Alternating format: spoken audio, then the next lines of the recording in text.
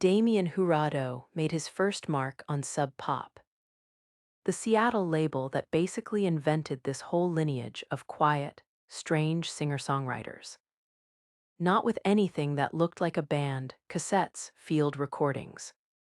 Music stitched together from captured sound instead of a studio take.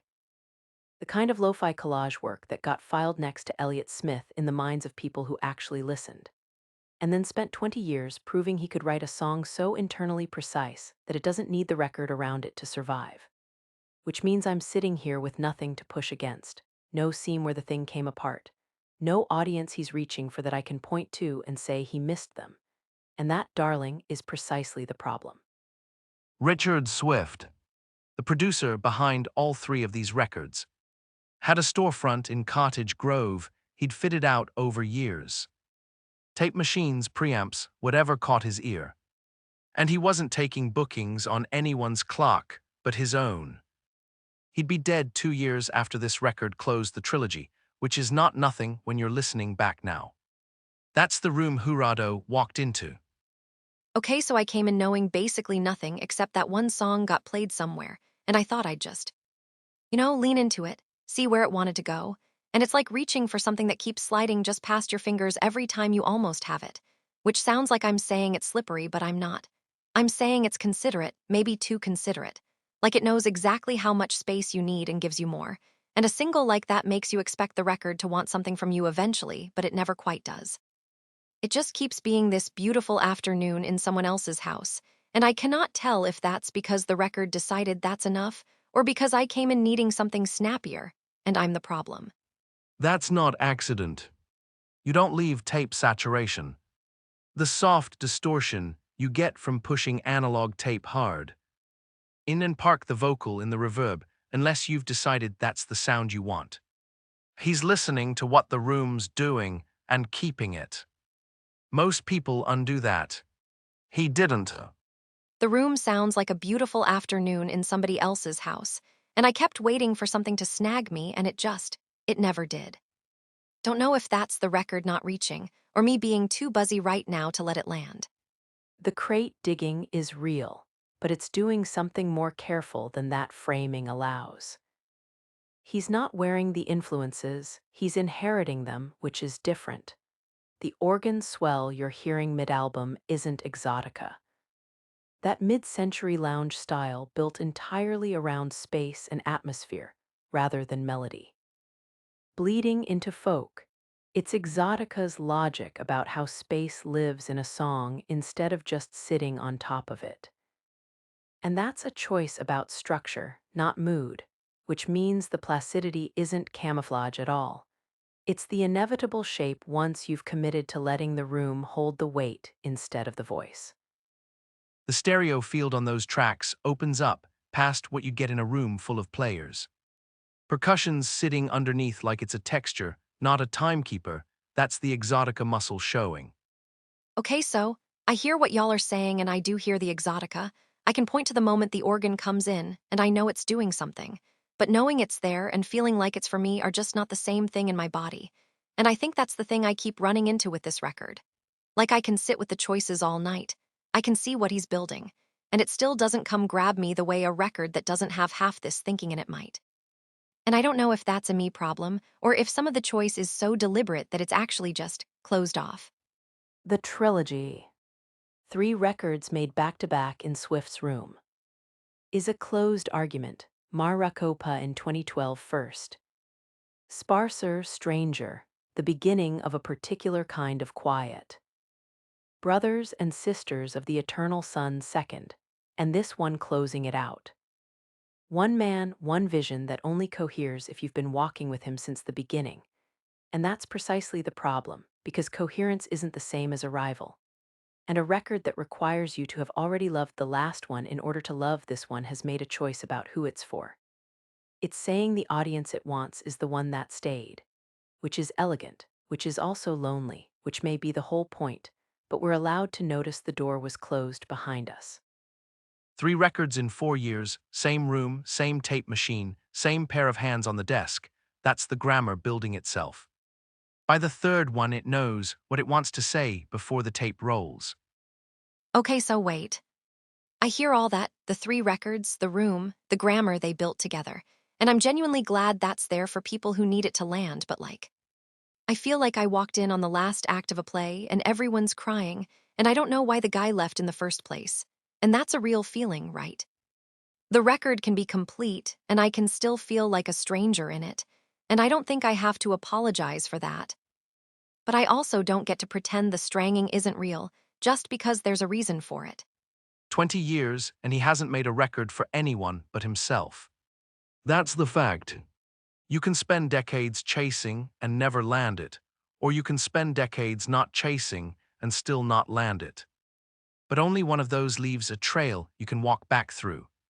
He's right that the record didn't chase anything, and she's right that it didn't arrive looking for her either. Those things sit fine together. They're just different arguments about what a record owes and what a listener has to give first. There's no dishonor in either position. What I'm saying is, coherence and arrival aren't the same thing. A record that's finished being made doesn't get to decide when it's finished being heard. Y'all, that's the thing though. We didn't know it was a farewell when it came out, and now it reads like one, and I can't unhear that. It sits different now.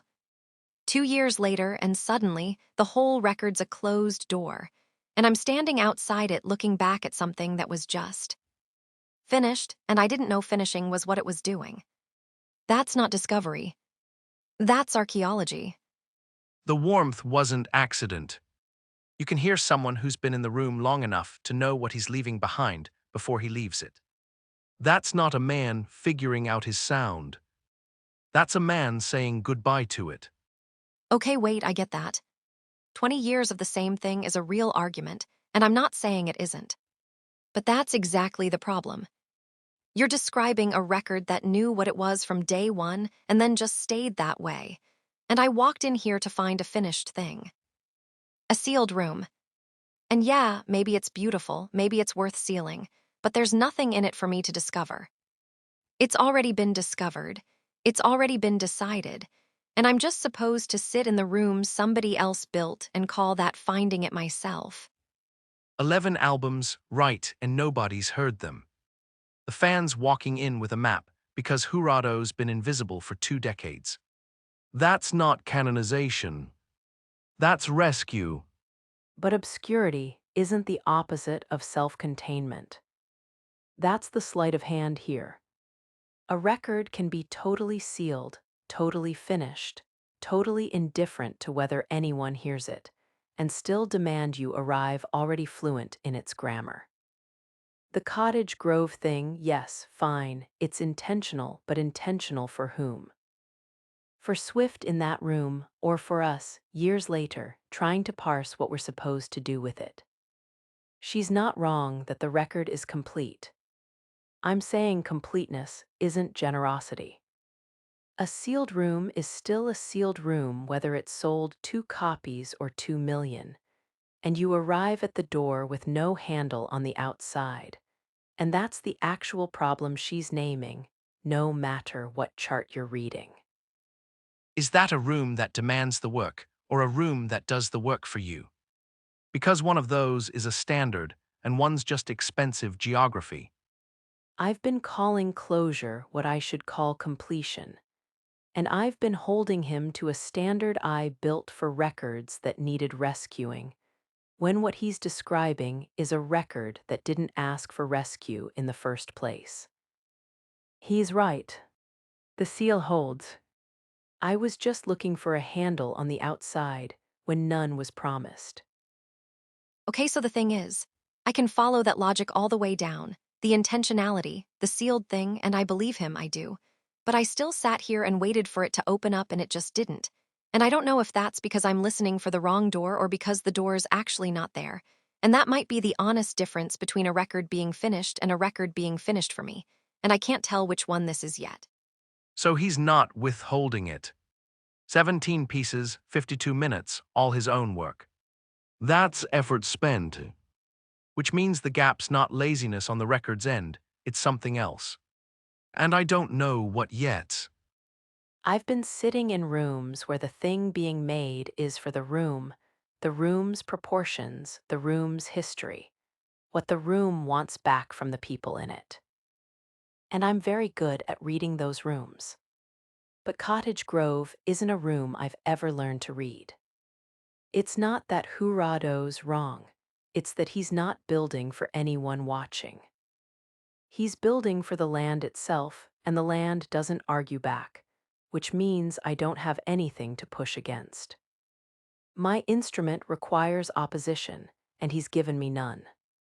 I say the real thing. Under the radar relative to his consistency is an indictment of the room, not a compliment to the artist. Someone's going to hear this and say it's the Shins, that big, polished, radio-ready indie sound, and think that explains it. You'd think that's the answer, why it sounds like it does. But listen to what's actually happening in the room. The guitar's not borrowing anything. It's just sitting with what it's got. A quiet room that holds Jurado's gift, warmth without softening the edges of grief, lands here in its most accessible form. Analog breath in every track, Swift's production choices are load-bearing, not decorative. The trilogy closes without fanfare, which is its integrity. 17 songs, none overstaying. The emotional claim, this record asks nothing of you and still leaves something behind. Entry point, yes. Though the fan's objection stands, entry point for whom is a real question, and the answer is still anyone willing to do the opening themselves. But the Cliff's notes for a catalog, this consistent is still essential reading. 85.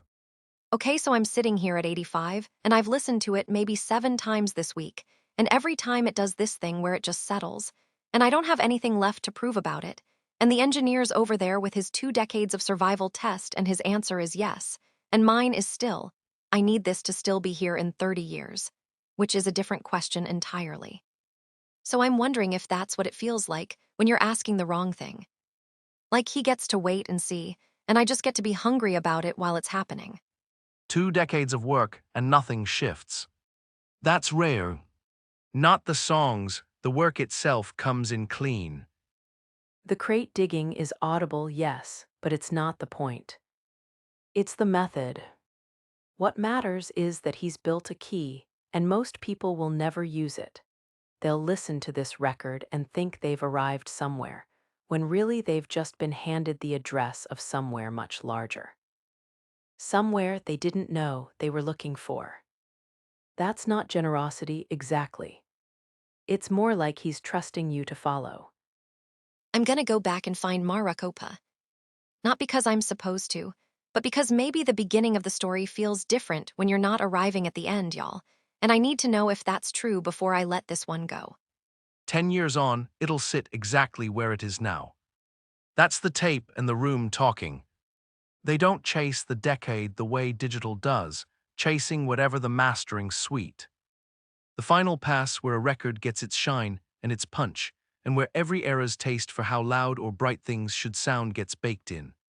Thought was current. You get one master, one set of ears, and it holds its shape. He finished the trilogy on his own terms. This was always meant to be the third and last of them.